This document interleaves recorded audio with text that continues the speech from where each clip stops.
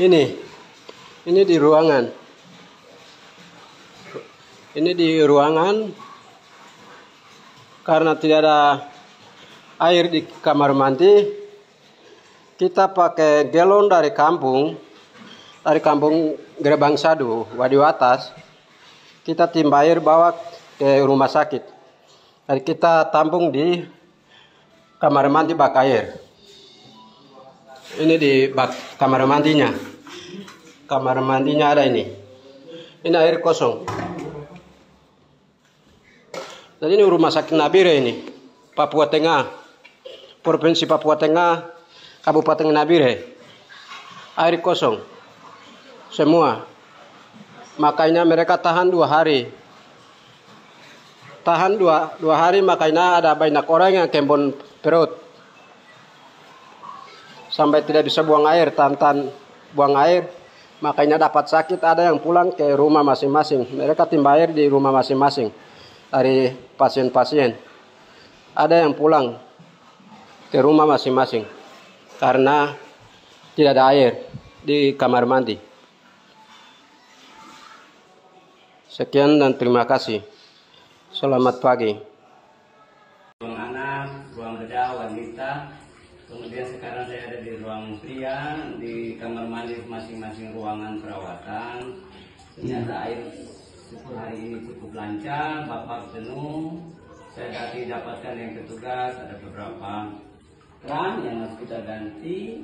Kemudian instalasi baru lagi yang ada 1-2 yang mampet karena sudah lama instalasi.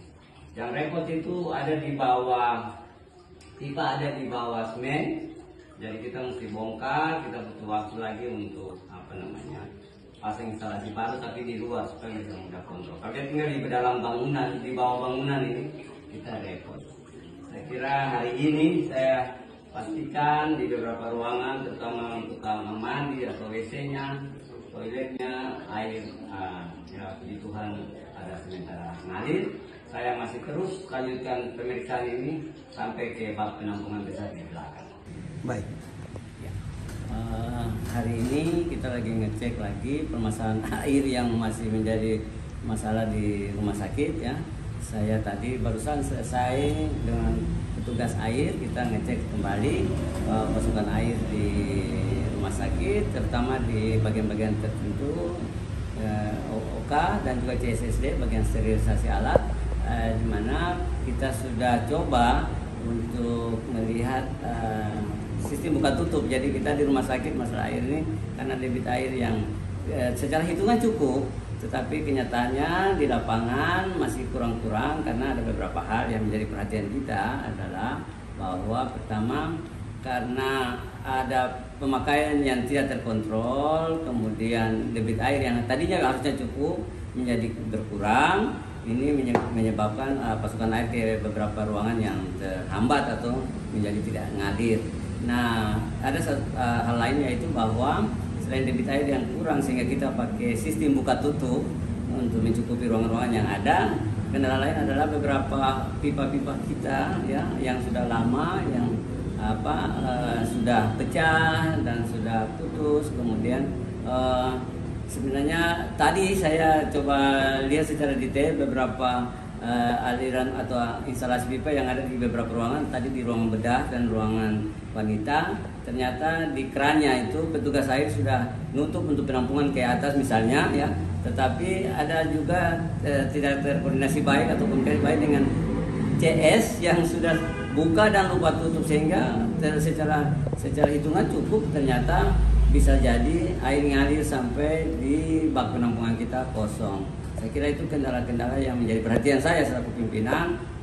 Sudah mulai kita benahi dan kapan bisa tidak ada masalah air lagi. Nah, ini kita masih terus melihat perkembangan terakhir dari pembangunan ataupun penyediaan bak air penampungan yang dibangun oleh Dinas PUPR Provinsi Papua Tengah di sudut belakang perumahan RSUD, di mana di sana masih ada beberapa hal yang kita lihat termasuk pasokan yang masuk dan sistem yang menarik air dari bak-bak bagian bawah ke penampungan di atas secara otomatis, sehingga kalau sudah full di atas dia secara otomatis akan mengalirkan sesuai dengan instalasi pipa hitam yang mereka sudah pasang seperti itu.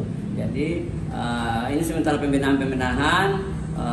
Harapan kita dalam waktu dekat ini masalah air sudah tidak terlalu muncul, karena ada beberapa item-item penting ataupun hal-hal yang harus kita cepat benahi.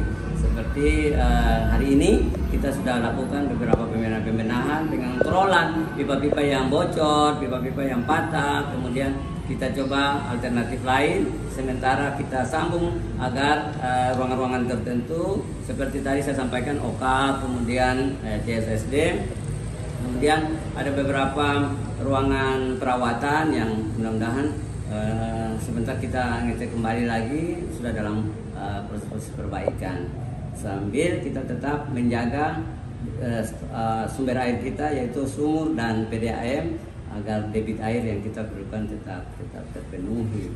Seperti itu. Saya sebagai pimpinan sekali lagi mohon maaf ya, kenyamanan dan kebutuhan air yang selama ini masih jadi kendala karena masih dalam proses pembenahan yang kita perlu gerak cepat. Saya segera bentuk tim gerak cepat untuk penanganan air. Jadi saya kira itu beberapa solusi yang saya ambil selaku pimpinan menyikapi masukan, kritikan, saran usul dari masyarakat juga teman-teman sekalian. Saya kira itu beberapa hal yang menjadi perhatian saya saat ini.